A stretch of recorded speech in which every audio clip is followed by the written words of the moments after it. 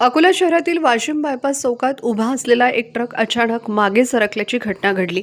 कदाचित ट्रकचा हँडब्रेक नीट न लावल्यामुळे ही घटना घडल्याचा प्राथमिक अंदाज व्यक्त केला जात आहे। शहरातील अत्यंत वर्दळीच्या रस्त्यावर घडलेल्या या प्रकारामुळे काही काळ एकच खळबळ उडाली। मागे सरकलेल्या ट्रकच्या धडकेत रस्त्यावर उभ्या असलेल्या 2 चारचाकी वाहनांचे नुकसान झाले। याचवेळी रस्त्यालगत असलेल्या एका दुकानाच्या शटरलाही धक्का बसून नुकसान झाले आहे। सुदैवाने या घटनेत कोणतीही जीवितहानी झाल्याची माहिती बातमी लिहेपर्यंत मिळाली नाही। ही बाब दिलासादायक आहे। घटनेची माहिती मिळताच पोलीस तात्काळ घटनास्थळी दाखल झाले असून ट्रक अचानक मागे सरकण्यामागचे नेमके कारण काय याची चौकशी सुरू आहे। वाहन चालकाचा निष्काळजीपणा की तांत्रिक बिघाड याचा तपास केला जात आहे।